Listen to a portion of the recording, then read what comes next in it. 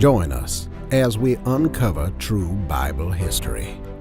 From the creation of the heavens and the earth, to the first man and woman, from the forbidden tree of knowledge to ancient biblical manuscripts and translations. Discover information about early settlers in the ancient lands of Mesopotamia, Egypt, ancient Israel, and Rome. All this and more in our new series, Uncovering True Biblical History.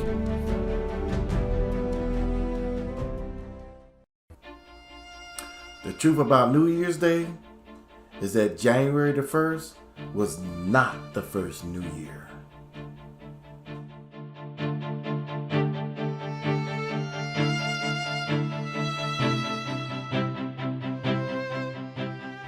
The first New Year was in March.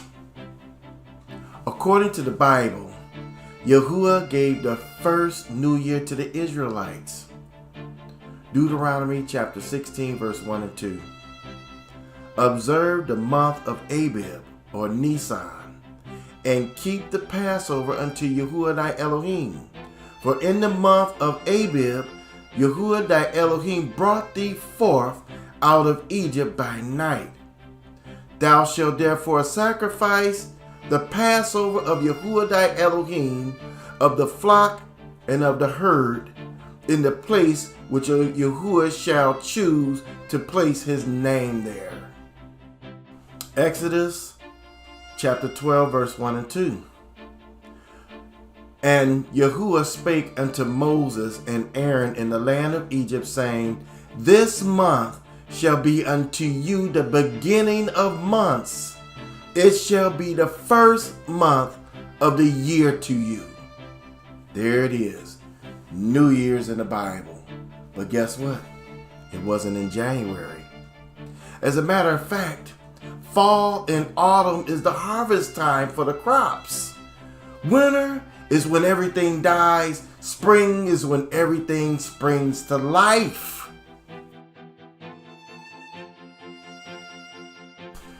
The earliest pagan New Year festival date back around 2000 BC. The ancient Babylonian people celebrated an 11-day New Year festival in March.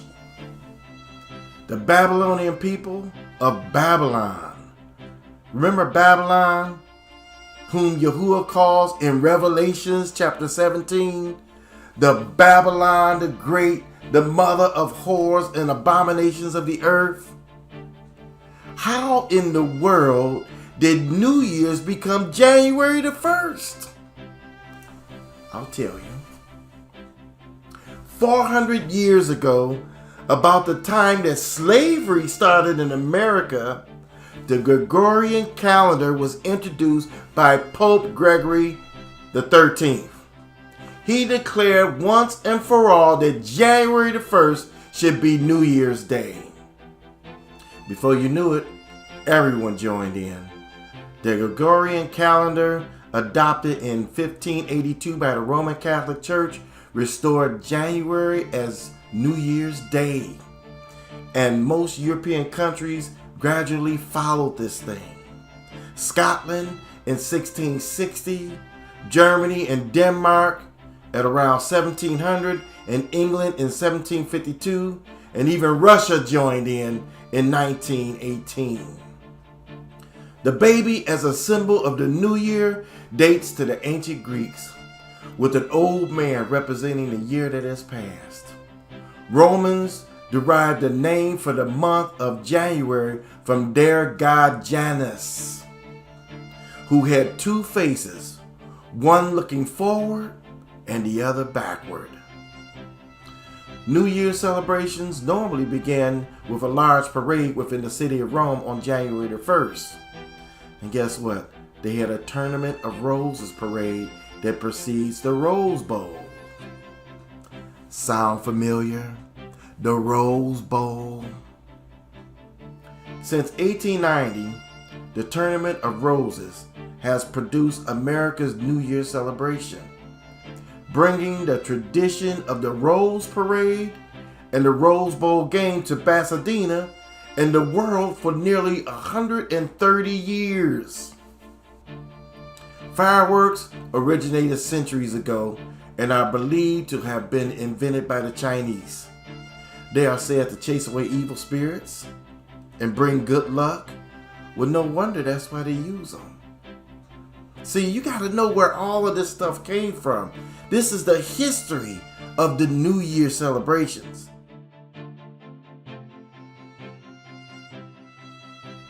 New Year's resolutions. Where in the world did we get this from? The ancient Babylonians made promises to begin the year off right and to earn the approval of their gods.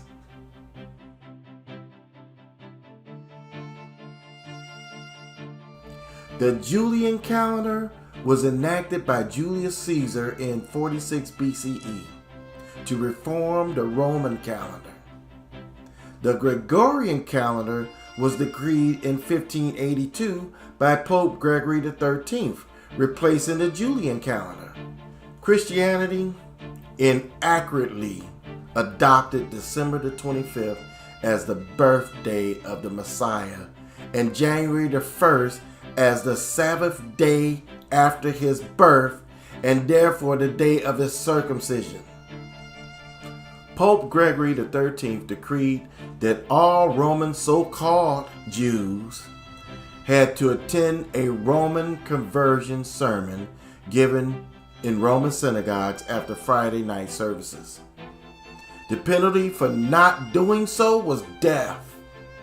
Then, on New Year's Day of the next year, the Pope signed a law forcing the so-called Jews to pay for a house of conversion whose purpose was to convert Jews to Christianity. These are the so-called Jews to Christianity.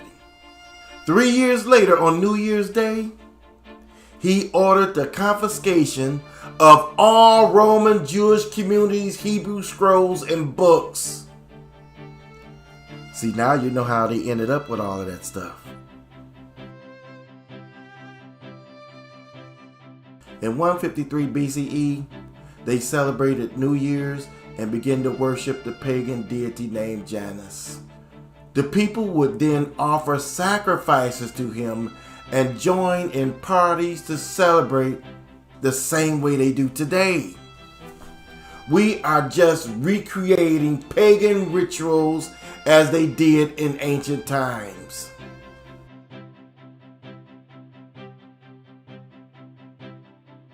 I find it amazing that Roman politicians in those days began their new term in the month of January, which we do today in this modern society. This is all set up this way so that they could worship their pagan gods.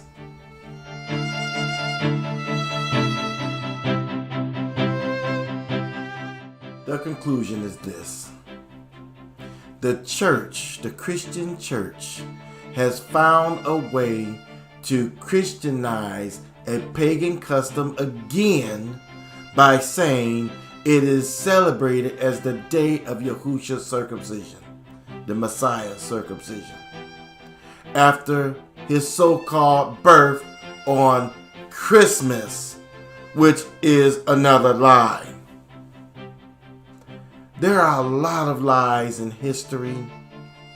We got to learn how to pick out the bones and separate the meat. Join us as we uncover true Bible history.